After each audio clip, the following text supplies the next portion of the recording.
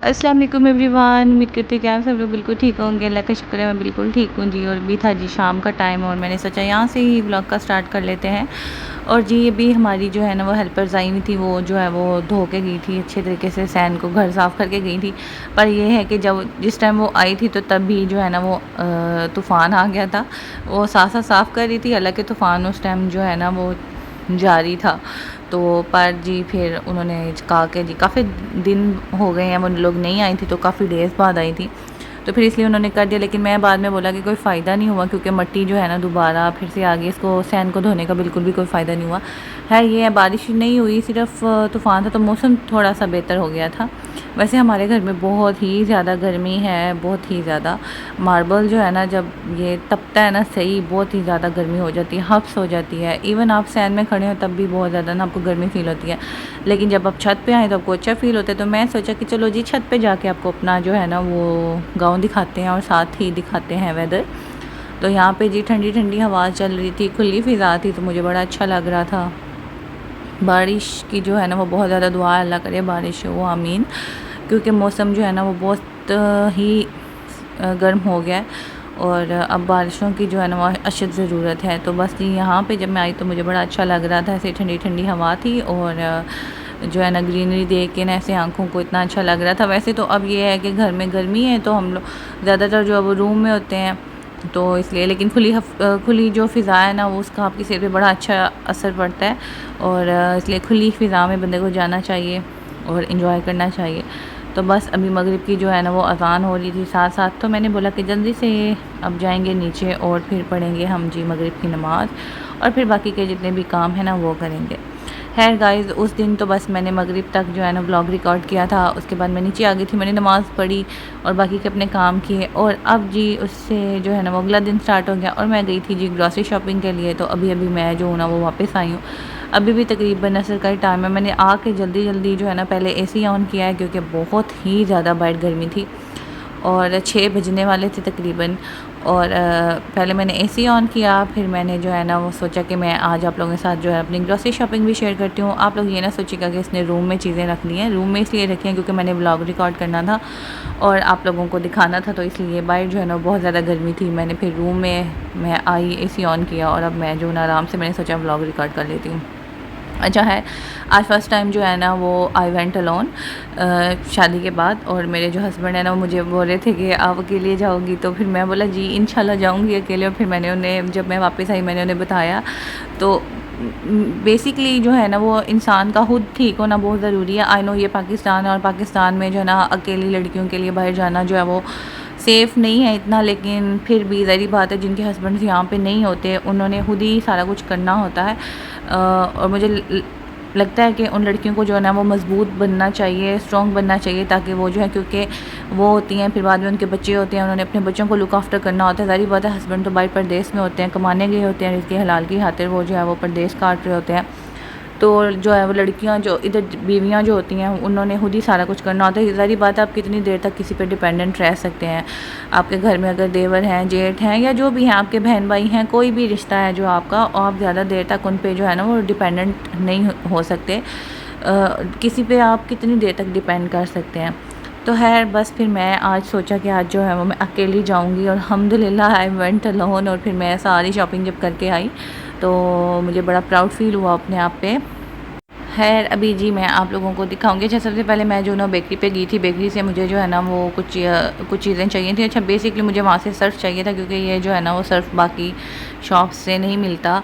मैं बाज़ार नहीं गई थी, जो मेन सिटी होता है, बस मैं ये हमारे इधर पास में ही बाज़ार है उधर मैं गई थी। मेन सिटी में मैं नहीं गई थी, तो बस बेकरी पे गई। वहाँ से मैंने जो है वो रस्क लिए थे, बड़े टाइम बाद मेरा बड़ा दिल कर रहा था। उसके अलावा मैंने बिस्किट लिए हैं 2 तरह के, और क्या लिया था, और मैंने सर्फ लिया था और एक वो पास्ता का पैकेट। उसके बाद जी मैं गई थी ये जो एक यहाँ पे होती हैं बड़ी बड़ी सौदे की जो दुकानें होती हैं ना उन पे, और वहाँ से जो है ना वो मैंने ये वाली सारी चीज़ें ली थी। तो मैं सोचा आप लोगों के साथ साथ दिखाती जाऊँ। अच्छा गाइज़, जो जो चीज़ें मेरे पास थी ना वो मैं पहले घर से देख के गई थी, फिर मैं एक लिस्ट बना के लेके गई थी, और मैं कम चीज़ें लेके आई हूँ, दालें वगैरह। मैंने हालांकि उनको जो है ना वो बोला था कि मुझे ना जैसे एक एक पाव जो है ना वो दालें दें, लेकिन उन्होंने मुझे हाफ़ केजी दे दी। मैंने उनको बोला भी था लेकिन ये जो है ना मैंने घर आके देखा और उस टाइम जब उन्होंने मुझे बिल दिया ना तभी मैंने नहीं पढ़ा क्योंकि गर्मी मुझे बहुत ज़्यादा लग रही थी। तो बस मैंने फिर घर आके देखा तो मैंने बोला चलो कोई बात नहीं, चल ही जाएंगी। लेकिन यह है कि गर्मी है ना तो आजकल कीड़ा लगने का जो है ना वो बहुत ज़्यादा खतरा है। चीज़ों दालों वगैरह को, आटे को, चावलों को जो है ना इनके अंदर सुसरी जो नहीं होती वो घुस जाती है और कीड़ा लग जाता है। तो है ये सारी चीज़ें मैं लेके आई और यकीन करें बस ये थोड़ी सी चीज़ें हैं और इनका इतना ज़्यादा बिल बन गया। और अगर मैं यही किसी जो है ना वो जाती बड़े स्टोर पे, जैसे यहाँ पे यू मार्ट है, गिंजा मार्ट है झेलम में, उसके अलावा एमसीसी है, तो ये और भी ज़्यादा बिल बनना था। अभी मैं जो हूँ ना वो ये जो क्या उनको बोलते हैं, ये जो बड़ी सौदे की दुकानें होती हैं थोड़ा सा ये जो है ना वो करते हैं, कंसेशन करते हैं आपके लिए। तो अभी मैं यहाँ पे गई थी तो ये मेरा हाल हुआ है और मैं सोच रही थी कि मैंने बहुत थोड़ी सी चीज़ें ली हैं तो मेरे सारे पैसे क्यों लग गए हैं, बस ये मैं सोच रही थी। तो कहने और बताने का मकसद ये है कि आजकल इतनी ज़्यादा महंगाई हो गई है ना, तो अगर आप एक बंदा है ना, सिर्फ एक बंदे का अगर इतना ज़्यादा खर्चा है ना तो सोचें फैमिलीज जिनकी बड़ी बड़ी फैमिलीज़ हैं, बच्चे हैं, सारा कुछ, तो उनका कितना बेचारों का खर्चा होता होगा। और पाकिस्तान में रह के मुझे लगता है कि आप जो है ना वो बिल्कुल भी नहीं अफोर्ड कर सकते, नॉर्मल जो है ना वो दाल रोटी भी आप नहीं अफोर्ड कर सकते। तो बस गाइस अल्लाह पाक जो है ना वो सबके हाल पे जो है ना वो रहम करें, सबको जो है ना वो रिज़्क़े हलाल अता करें ताकि वो जो है ना वो अपनी फैमिली के लिए जो कमाने गए हुए हैं, जो बाहर मुल्कों में गए हुए हैं या जो पाकिस्तान में रह के इतनी मेहनत करते हैं, तो वो अपनी फैमिलीज़ के लिए जो है ना वो अच्छे तरीके से उनको जो है वो प्रोवाइड कर सकें। आमीन सुम्मा आमीन। है गाइस अब जी मैं वापस आई तो मेरा जो है ना मैं जाते हुए जो गोश्त है ना उसको डिफ्रोस्ट होने के लिए रख के गई थी। मैं फिर वापस आई तो मेरा बुरा हाल हो गया था गर्मी की वजह से। मुझे इतनी शदीद प्यास लग रही थी और मुझे ऐसे लग रहा था जैसे मुझे ना मेरे अंदर बिल्कुल ही हिम्मत ख़त्म हो गई है। मैंने फिर जल्दी जल्दी वो सारी जो ग्रॉसरी की चीज़ें थी वो समेटी। उसके बाद मैंने बोला पहले मैं चाय पी लूँ, चाय के साथ कुछ खा लूँ तो मेरे अंदर थोड़ी सी एनर्जी बाकी आए। गोश्त जो है ना उसको मैंने धो के अभी रखा, तो अभी तक जब मैं चाय पी रही थी तो मैंने बिल्कुल कैंसिल कर दिया था प्रोग्राम। जाते हुए मैं ये डिसाइड करके गई थी कि मैं आज जो है ना वो बीफ़ पुलाव बनाऊँगी, तो मैं इसको बीफ़ समझ के ही जो है डिफ्रोस्ट होने के लिए रख के गई थी। बट जब मैंने इसको आके देखा तो ये मटन था। तो फिर मैं जो ना वो मैंने बोला कि अब मैं जो ना कुछ भी नहीं बना रही, मैं कल बना लूँगी इंशाल्लाह। आज मैं जो कोई अंडे प्याज इस तरह कुछ ऑमलेट वगैरह बना लूँगी।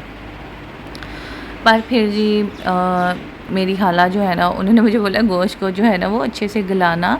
तो मैंने फिर सोचा कि उनका शायद दिल है, तो फिर मैंने सोचा कि चलो कोई बात नहीं अफनान उठो और बना लो, हिम्मत कर लो। फिर मैंने चाय पी, पानी पिया ज़्यादा सारा, फिर मैं जो ना यखनी बनने के लिए रख दी।